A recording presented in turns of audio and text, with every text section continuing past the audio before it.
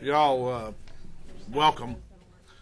We're going to try to touch on some of the subjects since the briefing this morning at 11. At that time, as you know, the storm was very much still active in Mississippi. Winds had about peaked at that point, and we thought that the crest of the storm surge would be occurring very shortly thereafter, which it did. However, if you got over to Hancock County around Lake Bourne, as the storm went by and we had the storm winds moving from south to north, then we had a resurgence of water being pushed up out of the Gulf, and you actually had some areas where water continued to rise, not because of the storm surge, but because of the direction of the winds. Hancock County has received significant flooding damage, obviously in flood-prone areas, and in some other areas, particularly close to the beach. A lot of water at Pearlington. We do think there is limited structural damage due to wind, but there are going to be a lot of places that are damaged by water. Many homes have been elevated according to the flood advisory maps after Katrina. Those are generally going to be well out of the water, but there are those that were elevated according to pre-Katrina standards, and some of them are going to be flooded. The Jordan River in Hancock County rose about 10 feet, had about 10 feet of flooding. Homes rebuilt after the storm, after Katrina, that were built higher avoided damage. Some homes got flood damage, but it doesn't look like it's significant. We did have some rescues in that area, as we talked about earlier. We believe that several homes received flood damage at Pearlington, and when I say we believe, and as I mentioned earlier, we don't think there's that much structural damage. One of the reasons I put it that way is you can't get in there by road right now. That we've had teams that have gone in by boat, both local law enforcement teams, National Guard teams, state law enforcement teams that have gone in, but it all is by boat at this stage, and we really won't know how much damage there is in Pearlington until the water recedes. Significant flood damage in Waveland, probably seen it on television. Best reports, best estimates, we have a couple of hundred homes damaged in Waveland. A lot of 90 has been underwater in Harrison County as well as in Hancock County. The port of Gulfport did a very good job of preparing. All the containers were taken out of the port. All of the movable equipment was taken out of the port. Power is out there right now, but we don't anticipate there's any significant damage at the port or at Northrop Grumman or at Chevron. Some of the areas on the Back Bay have received some flooding. We know, for instance, that in the Bayou View area of Gulfport that some homes have been flooded. You will see if you're down there, there is a significant uniformed local police, local sheriff department, local highway patrol. We'll again have 200 state law enforcement on the ground tonight down there. You should know that the coast local governments have uniformly called a curfew from 6 o'clock till 6 o'clock in the morning. We have not had any reports of looting, and we don't have any reports of any arrests on the coast.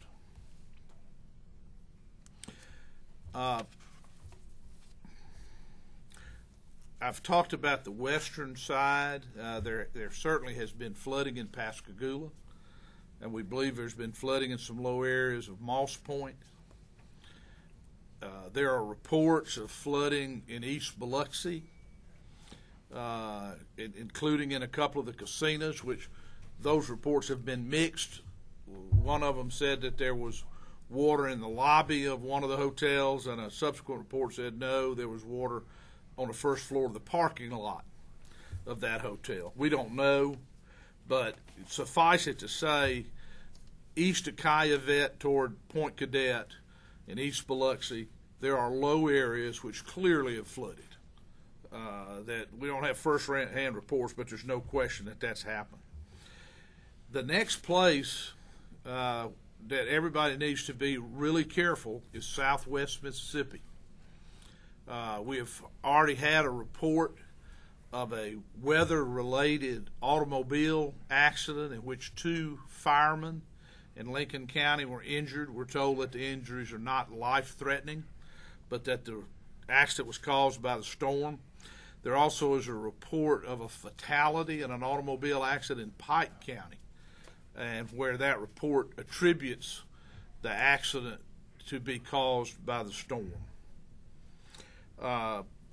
Straight line winds and tornadoes are likely in Southwest Mississippi later this evening and tomorrow, as that's where the storm is going.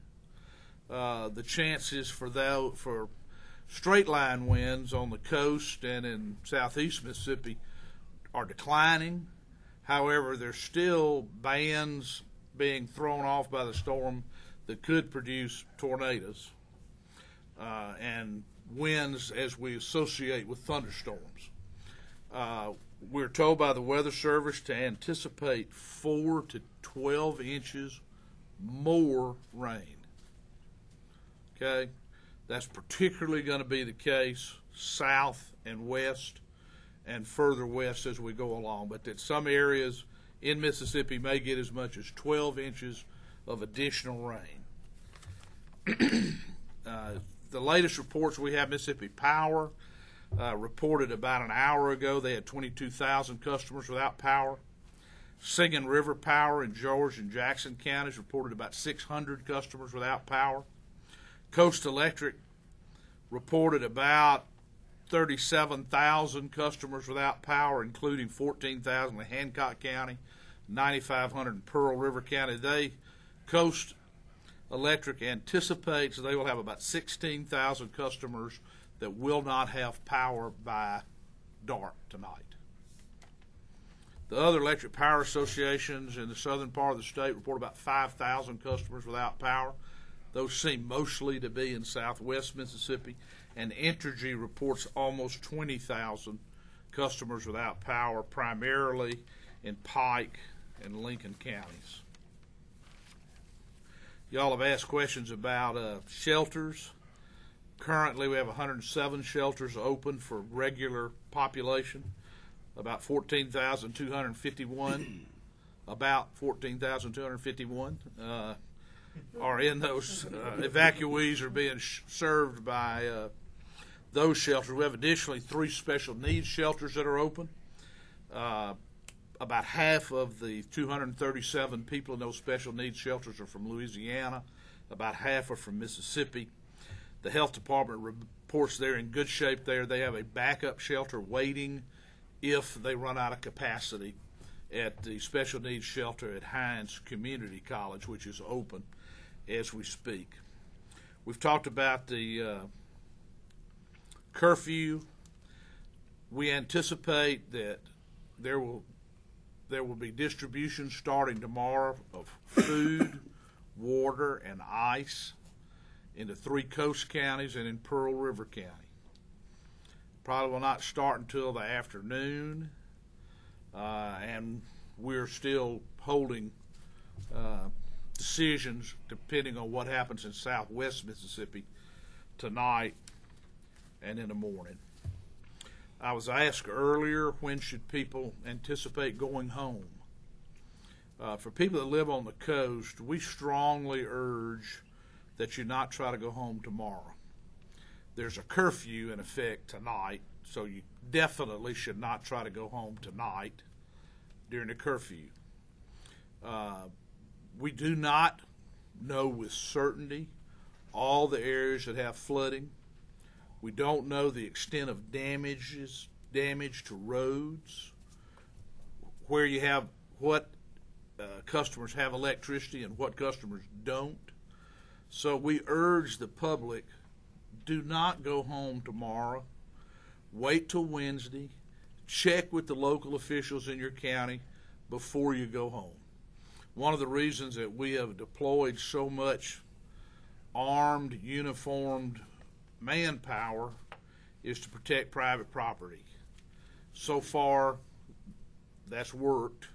We're going to keep that presence there so that the people will not feel like they got to rush back, because you may rush back to get into something that's flooded, you can't get to because of the road, there's no electricity, and that doesn't serve any positive purpose. The Secretary of the Commissioner of Insurance is here. I want to say, for the taxpayers of the United States, when this storm occurred, we had 2.5 times more flood insurance policies on the coast than when Katrina. That was part of the deliberate policy decision we made in an agreement with the federal government. 54,217 flood insurance policies in effect for Hancock, Harrison, Jackson, and Pearl River counties, which means that every person, family that participated in the homeowner grant program is insured, and the taxpayers are not going to have to pay for fixing their houses.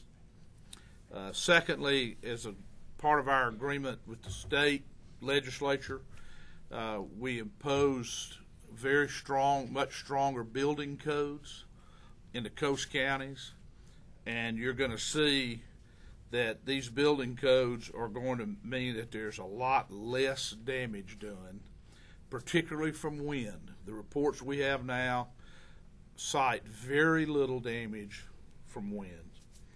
I want to make y'all aware of that. I want to give Senator Wicker a second to make some comments, and then while he's doing that, I'm going to see who back here needs to make comments. Senator? Well, the governor has made a very comprehensive report. Let me say, Gail and I have spent the better part of the day on the phone with elected officials on the coast. And starting with Jackson County, I can report that there is a palpable sense of relief in Jackson County. The governor is right. There was a small amount of street flooding in Pascagoula and Ocean Springs. We're already hearing some suggestions about how we can do this better next time, and we appreciate that. The mayor of Gulfport, Mayor Ward, believes that a tornado hit in Gulfport today, and that there's some damage from that. Still, even in the western municipalities of Harrison County, again, there's a feeling that we dodged the bullet there, and as the governor said, no structural damage, and not too much flooding of residences.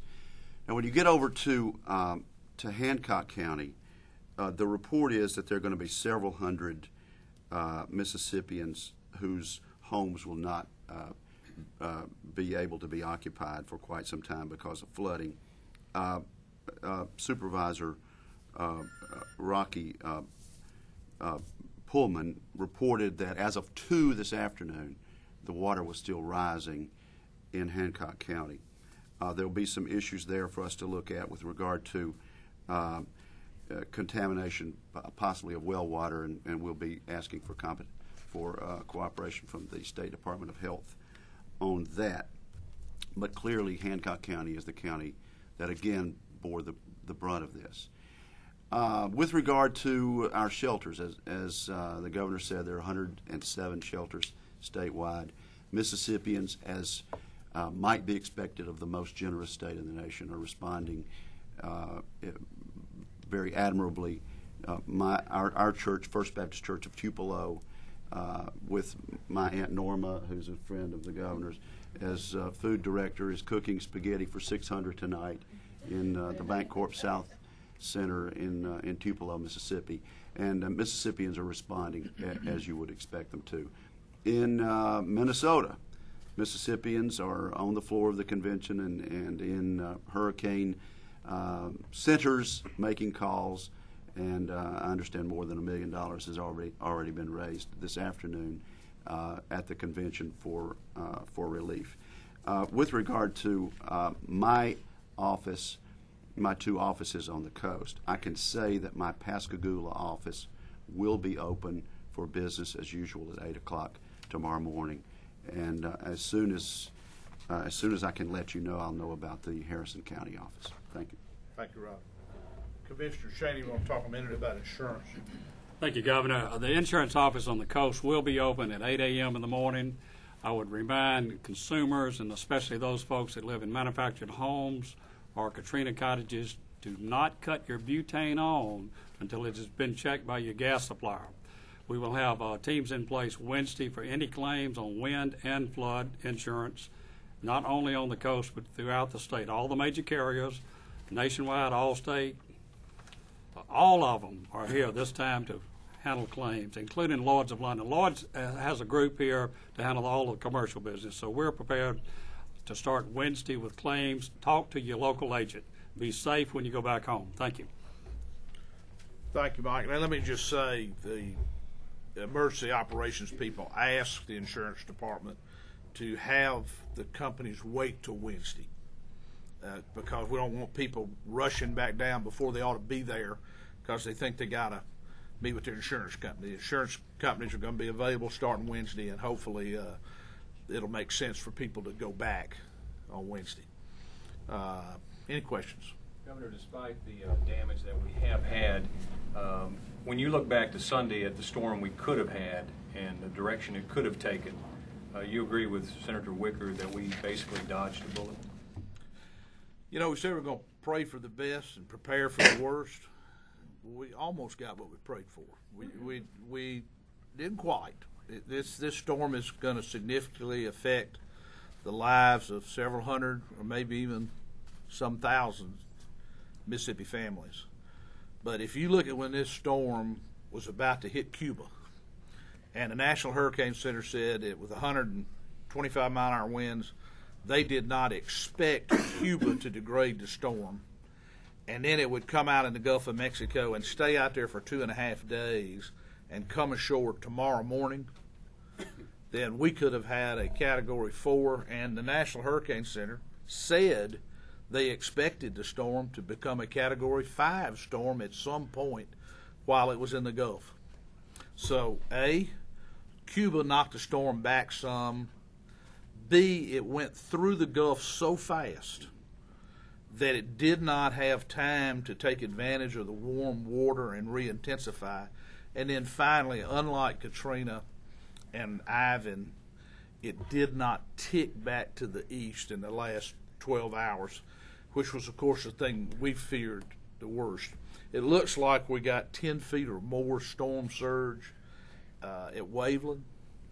Think about if that storm, instead of being 72 miles from New Orleans, had been 52 miles, we'd have probably gotten a 20-foot storm surge at Waveland. And so, yes, sir, I do think we dodged a bullet, though it's not insignificant, the damage that some people have suffered.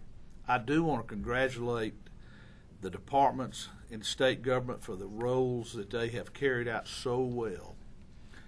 We were clearly prepared, and people executed very well. In fact, they're still executing very well. We shouldn't lose sight of the fact some bad things are still happening out of this storm. I mean, we could have a spate of tornadoes that occur in southwest Mississippi or even behind the storm. But right now, yeah, it looks like we came out of this a lot better than we could have. And the local officials also responded. Yeah, we've had this is a team sport, and the cooperation between the locals, the state, and the federal, and the locals are still on the ground, requiring very little assistance. You know, one of the things in our meeting earlier, we were having a hard time finding out about search and rescue, And one of the reasons is the locals in most places hadn't asked for any help because they're able to do it themselves. Ma'am? Yes, you transport the evacuees on JPS buses to the Coliseum. And so how are you going to get them back since school is starting tomorrow? Commercial buses or commercial vehicles. Governor, you talked about the fact that taxpayers won't have to bail out individual homeowners because most of those folks are covered. But what about the public infrastructure, the roads and the government buildings that are damaged? Will you be allowed to apply for new FEMA aid? Absolutely. Absolutely. To the degree that the damage is caused by this storm, if the president makes an emergency or disaster declaration, then the damage caused by this storm will be covered. You're going to see there's some projects on the coast that are in the process of being rebuilt and are going to be damaged. And so the government will work with the insurance people and the government people to determine how much is attributable to this storm, and then under the federal law, that money will be made available as public assistance for building it. There's going to be some of that. And there'll be some individual assistance. You're going to have some people who lost the contents of their homes that weren't insured, that while the FEMA cottage in which the Mississippi cottage in which they're living was insured by the state because the state owns it, they may not have insured their furniture, and we're going to ask the federal government to help those people with their personal property claim just like they did for Katrina, and there's no reason it shouldn't be acted on just like Katrina. Melissa? Governor, I know that people are breathing a sigh of relief, and we all are on the coast, but there are 2 more named storms out there. This is the biggest, the most active time. People are tired and they are storm weary. What do you tell them to keep that momentum up, to keep them prepared for the next one that might? Well, there are 2 more named storms. Hannah, which is sitting east of Florida. The current projections are that it's going to go up the East Coast, up the Florida coast, and into maybe the Carolinas. We're going to keep an eye on it. We're not going to take that for granted. But I think the storm that's more worrisome for us is Ike.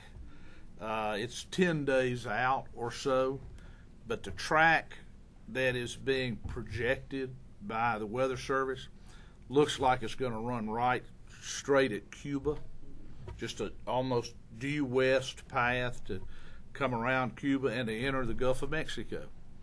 Now, of course, that gives us great concern. We'll have to see. That it can run up to Nova Scotia before you know it, or it might just peter out. But we're going to keep a close eye on Ike because it's got the makings of the kind of storm that could come into the Gulf of Mexico. And what would I say to people? I would say that the first year Haley Barbour was governor, we had this bad storm out in the Gulf called Ivan. And people boarded up and evacuated, and right at the last, Ivan turned to the east, and instead of coming in at Biloxi Bay, it came in east of Mobile Bay. It was a terrifically bad hurricane. It just missed us. Then there was Dennis the next year.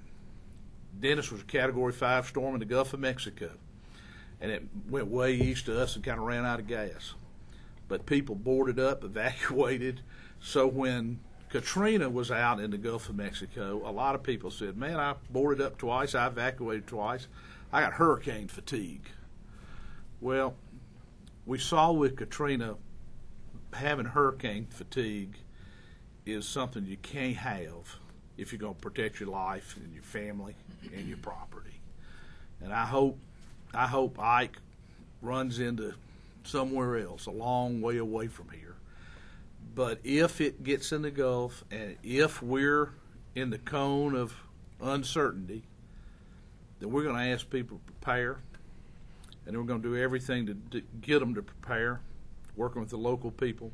And the state's going to be prepared just like we were prepared today, because these are things, as Katrina proved to us, you can't have fatigue. You got to take them seriously, and we're going to take it seriously. Ma'am?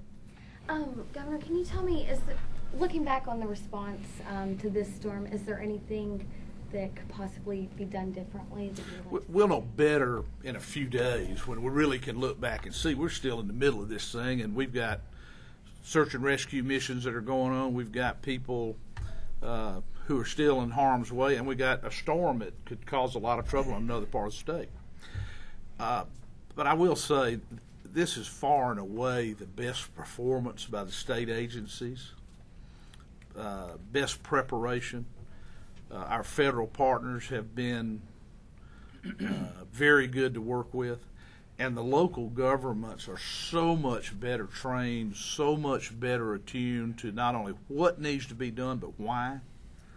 And of course, this time the public took this hurricane as serious as a heart attack, because they all have Katrina fresh in their minds.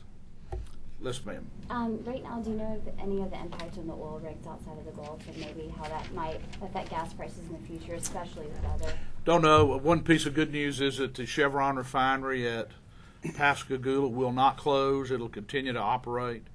But we don't know how many refineries in Louisiana and Texas will close down. There's a potential to lose 2 million barrels a day of refining capacity just between here and Port Arthur and Beaumont, Texas. Don't know. The early news on that is good, and as a matter of fact, we're told that crude oil prices dropped today. Thank you. Which is very